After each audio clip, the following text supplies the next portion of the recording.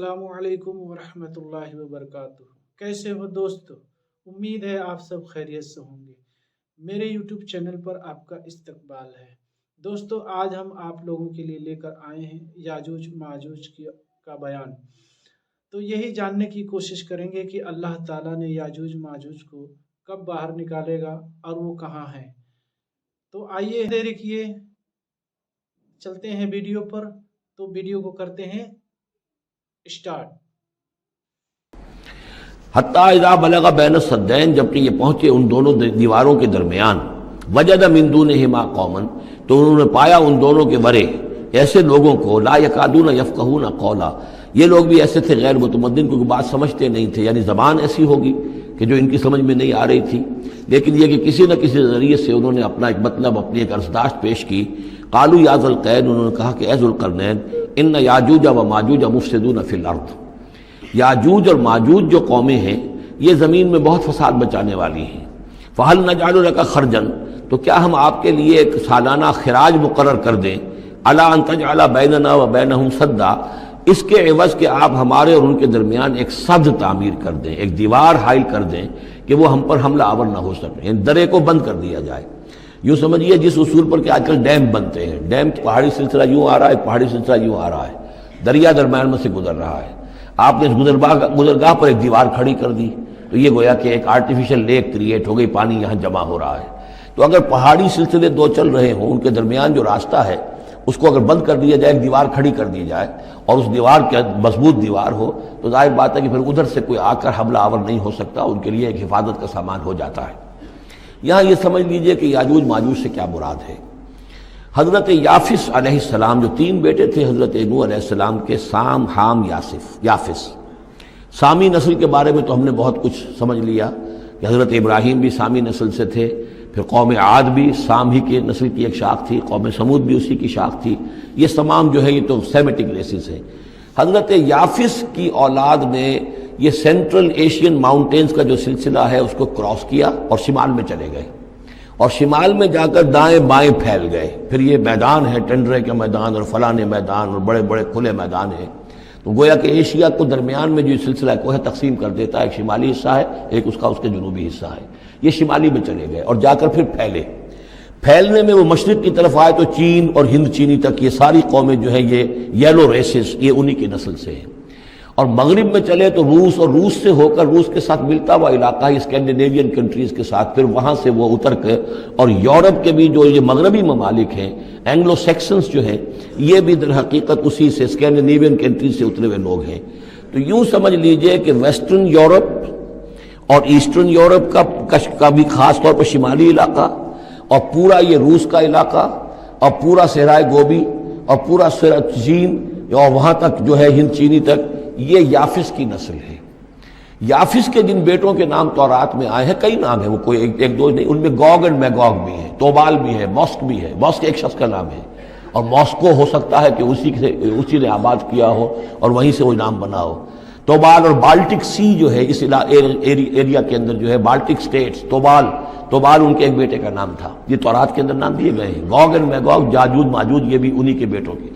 یہ تمام اقوام جو ہے یہ وحشی ہیں، اور یہ تاخت و تاراج کرنا، لوٹ مار کرنا، یہ ان کا طریقہ ہے، اور ان کا ہے ذکر جو یہاں پر ہو رہا ہے۔ یہ جو سیلاب آیا تھا، کولونیل سیلاب جو ہم پر آیا تھا، جس میں کہ یہ اینگلو سیکسنز تھے، یہ سب کے سب جو ہیں یہ اسی نارڈک ریسز سے ہیں، یہ بھی یاجوج اور ماجوج کی نسل ہیں۔ ایک سیلاب ان کا آ چکا ہے جو آیا تھا یورپ کے سے نکل کر، یہ کولونیل سیلاب آیا اور پوری دنیا کے اوپر چھا گیا تھا، ایشیا اور افریقہ کو انہوں نے فتح کیا، کولونائز کیا۔ اب اگرچہ ان کی وہ بساط ایک دفعہ تو لپیٹ دی گئی ہے، وہ واپس چلے گئے ہیں، انڈائریکٹلی ہم پر حکومت کر رہے ہیں۔ ابھی ان کے جو ملٹی نیشنلز ہیں ان کے ذریعے سے، یا بینکوں کے ذریعے سے، IMF کے ذریعے سے، ورلڈ بینک کے ذریعے سے انڈائریکٹ حکومت ہے جو نیو ورلڈ آرڈر ہے۔ لیکن یہ ہے کہ ابھی ایک اور جو سیلاب ان کا آنے والا ہے وہ آتا ہے احوال قیامت کے معاملات میں۔ آرمگڈون کے بعد جب حضرت مسیح علیہ السلام کا نزول ہو چکے گا اور یہودیوں کا خاتمہ ہو چکے گا، اور پھر یہ کہ تمام جو عیسائی ہیں وہ مسلمان ہو جائیں گے، عیسائیت ختم ہو جائے گی حضرت مسیح علیہ السلام کے آنے کے بعد، اور مسلمان اور عیسائی مل کر ایک ملت بن جائیں گے، سب مسلمان ہوں گے۔ اس کے بعد آخری سیلاب پھر آنا ہے جو اس کے خلاف، وہ احادیث میں آتا ہے، پھر وہ یاجوج اور ماجوج کا ہوگا۔ اور میرے نزدیک یہ یاجوج اور ماجوج جو ہیں وہ ایسٹرن علاقے سے آئیں گے، چائنا وغیرہ سے، ہند چینی سے۔ آرمگڈون جو ابھی ہونی ہے فوری طور پر بڑی جنگ، اس میں یہ لوگ جو ہے بیٹھے رہیں گے، یہ جنگ میں حصہ نہیں لیں گے۔ یہ مڈل ایسٹ میں جنگ ہوگی، یورپین پاور ساری ہوں گی، کرسچین پوری طاقتیں ہوں گی، اور ادھر جو ہے مسلمان ہوں گے، اور حضرت مہدی جو ظاہر ہوں گے، جو اللہ تعالیٰ ایک عنایت کرے گا مسلمانوں کو لیڈر عرب کے اندر، وہ پیدا ہوں گے، مجدد ہوں گے، اور ان کے ذریعے سے عرب کے اندر ایک اسلامی حکومت بھی قائم ہوگی۔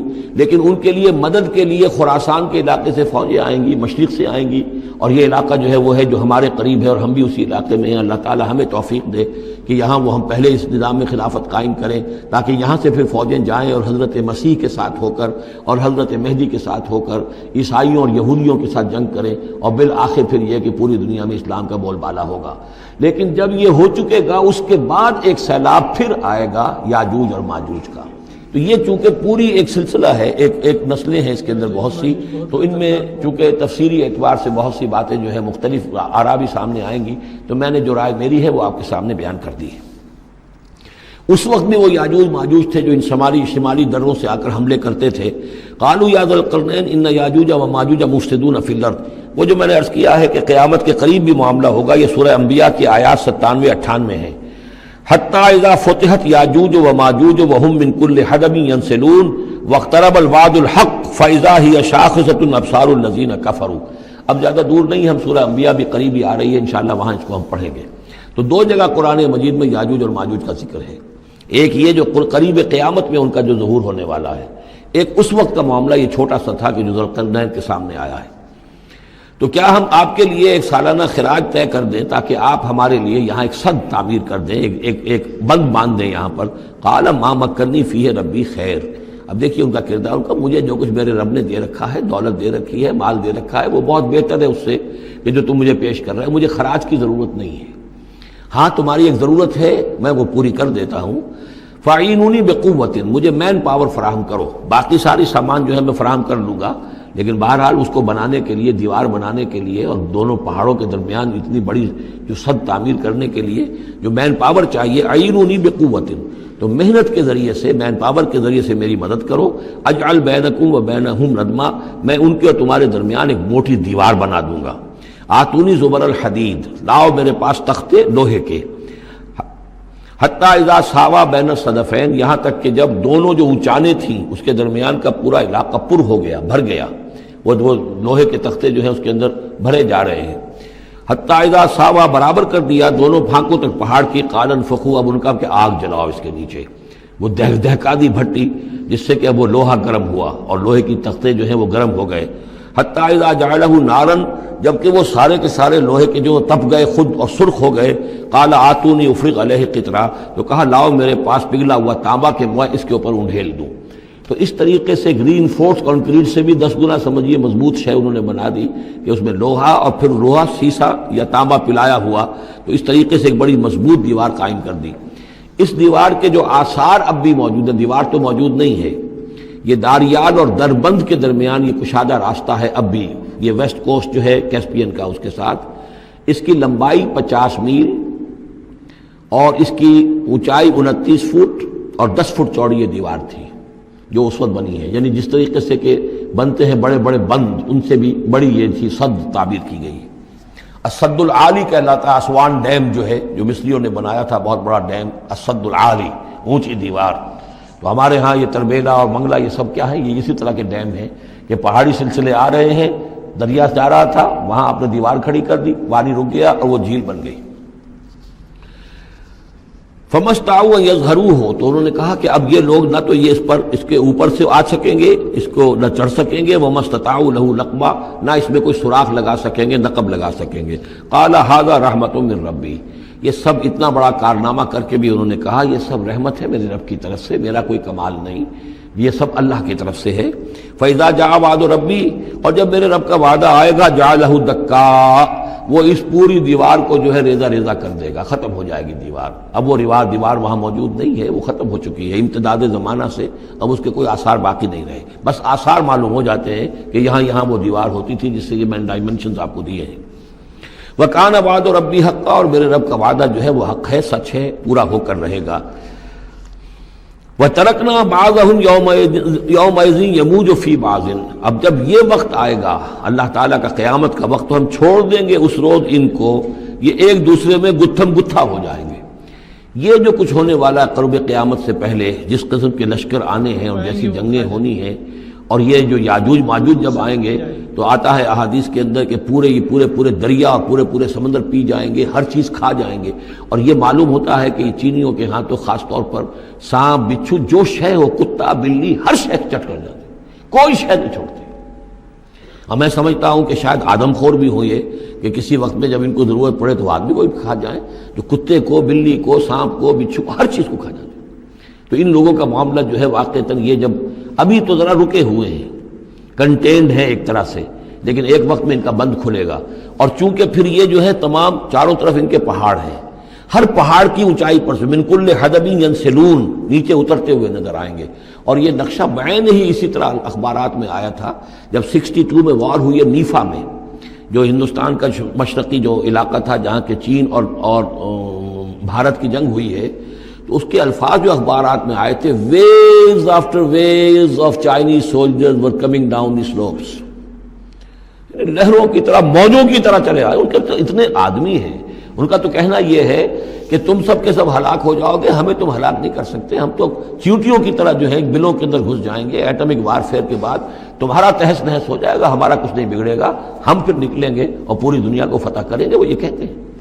اور معلوم ہوتا ہے کہ واقعتاً آخری جو بھی اس دنیا کا اللہ تعالیٰ نے جو بھی ایک نظام سوچا ہوا ہے، اس میں جو قیامت سے پہلے کا سب سے بڑا واقعہ پھر یاجوج و ماجوج کا ظہور ہوگا وہ، لیکن یہ اس کا یہ مطلب نہیں ہے کہ جو پہلے ہوا ہے وہ نہیں ہے، اس سے پہلے بھی یاجوج ماجوج اگر آج سے 2500 سال پہلے کا معاملہ بھی ہے تو آج سے چند سو سال پہلے کا بھی ہو سکتا تھا۔ یہ کسی یعنی ایک پورے یوں سمجھیے نسل کا نام ہے۔ وَتَرَكْنَا بَعْضَهُمْ يَوْمَئِذٍ يَمُوجُ فِي بَعْضٍ وَنُفِخَ فِي الصُّورِ، اور پھر سور میں پھونکا جائے گا، فَجَمَعْنَاهُمْ جَمْعًا، اور پھر ہم ان سب کو جمع کر لیں گے۔ وَعَرَضْنَا جَهَنَّمَ يَوْمَئِذٍ لِلْكَافِرِينَ عَرْضًا، اور اس روز ہم جہنم کو سامنے لے آئیں گے کافرین کے سامنے۔ یہ ہے تمہارا انجام، یہ ہے تمہارے لیے جو ہم نے تیار کیا ہے۔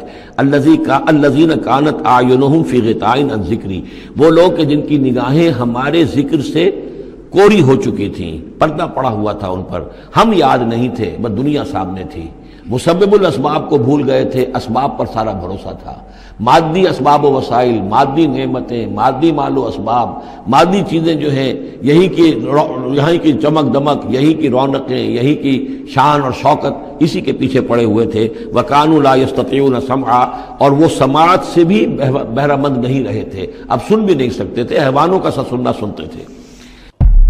آپ لوگوں نے، امید ہے کہ آپ لوگوں نے ویڈیو پورا دیکھا ہوگا۔ دوستو، قیامت کی نشانی میں سے ایک نشانی ہے کہ یاجوج ماجوج جب دنیا میں باہر آ جائیں گے تو وہ سب سے بڑی نشانی ہوگی۔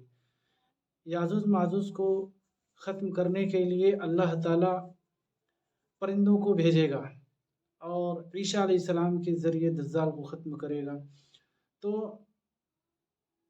چلتے ہیں، پھر ملیں گے دوسرے ویڈیو میں، تب تک کے لیے السلام علیکم ورحمۃ اللہ وبرکاتہ۔ خیریت سے رہیں، اللہ تعالی ہم سب کو ایمان پر مرنے اور دنیا سے جانے کی توفیق عطا فرمائے، اچھے عمل کرنے کی توفیق عطا فرمائے۔